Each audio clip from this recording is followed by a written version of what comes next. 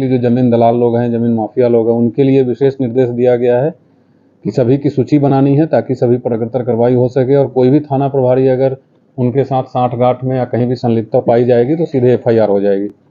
और थाना में किसी प्रकार के कोई दलाल, कोई बिचौलिया, कोई माफियागिरी के साथ बैठक नहीं करना है किसी को। इन तमाम चीज़ों का दिशा निर्देश दिया गया है, टारगेट बनाया गया है। धनबाद जिले के वैसे थानेदार जो अपनी ड्यूटी के दौरान लापरवाही बरतते हैं, फरियादियों की बात नहीं सुनते या जिनके थानों में दलालों का अड्डा होगा, वो वह जल्द नप जाएंगे। यह हिदायत धनबाद SSP प्रभात कुमार ने अपने क्राइम मीटिंग के दौरान सभी थानेदारों को दिया है। इसके अलावा जिले के सभी थाने के थानेदारों की पिछले 3 माह का ट्रैक रिकॉर्ड चेक किया गया और जिनका परफॉर्मेंस अच्छा था उन्हें सम्मानित करने की बात कही गई। साथ ही जिन लोगों ने अपने परफॉर्मेंस को सुधारने में दिलचस्पी नहीं दिखाई गई, उनकी थानेदारी भी जा सकती है। वहीं मीटिंग के बाद मीडिया से बात करते हुए SSP ने बताया कि पिछले दिनों सार्वजनिक जगहों पर धूम्रपान करने वाले, नशा करने वाले और अड्डेबाजी करने वालों के खिलाफ अभियान चलाई गई थी, जिसमें लगभग 400 लोगों को डिटेन किया गया। भारी संख्या में अवैध शराब एवं अन्य नशे की सामग्री बरामद हुई। एंटी क्राइम चेकिंग के दौरान भी पुलिस को बेहतर सफलता मिल रही है।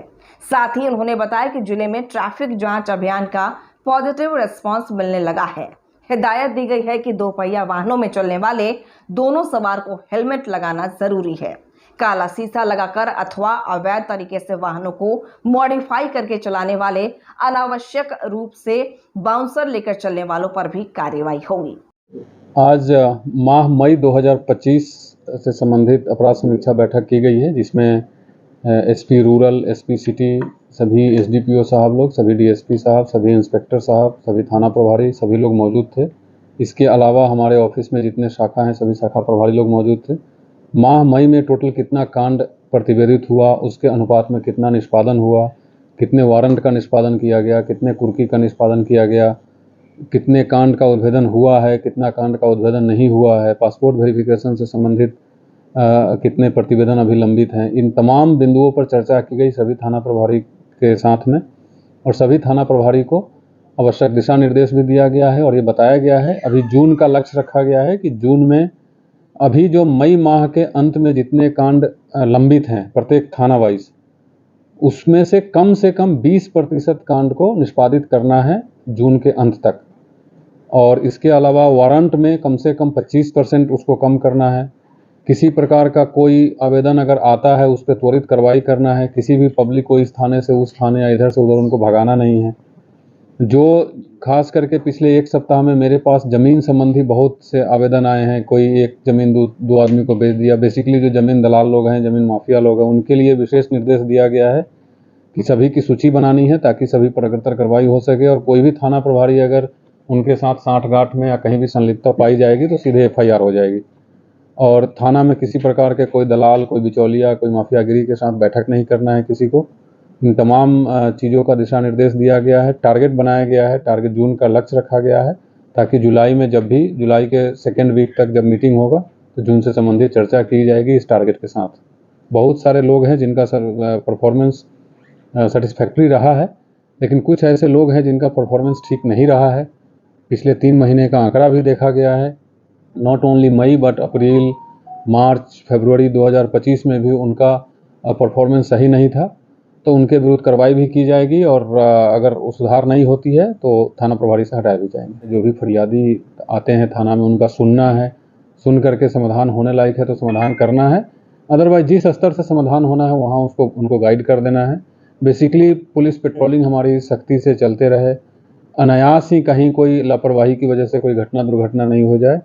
और रात में पेट्रोलिंग को एक्टिवेट करने का दिशा निर्देश दिया गया है। वरीय पदाधिकारी को भ्रमण करने के लिए भी बताया गया है ताकि चोरी की घटना पर लगाम लगाई जा सके। तो नट सेल में यही है कि पुलिस 24/7 एक्टिवेट होकर के रहे ताकि पब्लिक को एक अच्छा माहौल मिल सके। जो भी मोटर व्हीकल एक्ट अधिनियम, मोटर व्हीकल एक्ट के तहत जो भी प्रोहिबिटेड चीज़ है, चाहे वो मॉडिफाइड साइलेंसर लगाना हो बाइक में या फिर एक्स्ट्रा फिटिंग्स 4 व्हीलर में लगाना हो, ब्लैक फिल्म लगाना हो शीशा पे, ये सब खुद से उतार लें तो ठीक है।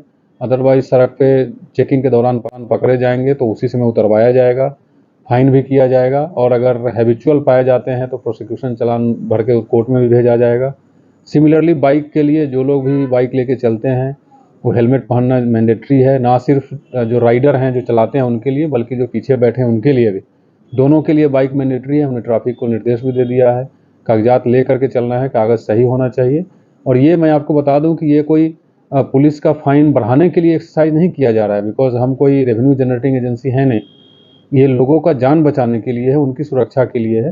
तो मैं लोगों से अपील भी करता हूँ कि अगर आप 1 लाख 1.5 लाख का बाइक लेकर के चल सकते हैं तो 1000 रुपये के हेलमेट भी लेकर के चलिए, इससे आपका जीवन बचेगा।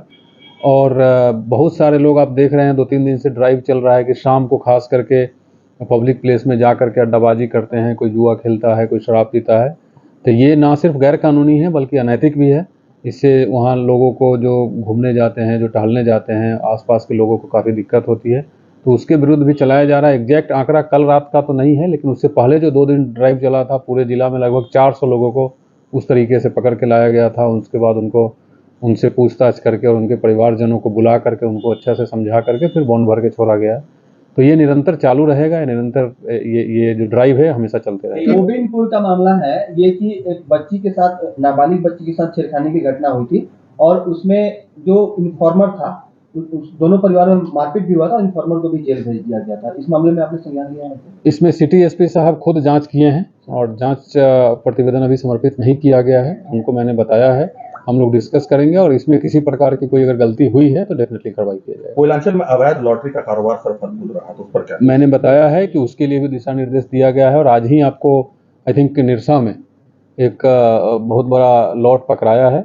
तो इसके लिए लॉटरी हो चाहे अवैध जो ड्रग्स हैं उसकी सप्लाई हो, उसका पेडलिंग हो, उसका कंजम्पशन हो, सबके लिए दिशा निर्देश दिया गया और धीरे धीरे सबको फॉलोअप करके एक अच्छी पुलिसिंग करना है। और उसके लिए जो भी हमारे अधिकारी उसमें लगे हुए हैं उनको अपना काम अच्छे से करना है। और मैं आपके माध्यम से फिर से बोलता हूं कि पब्लिक भी खुल करके आए और जहां इस प्रकार की कोई चीज़ें होती है तो हम तक सूचना पहुंचाए।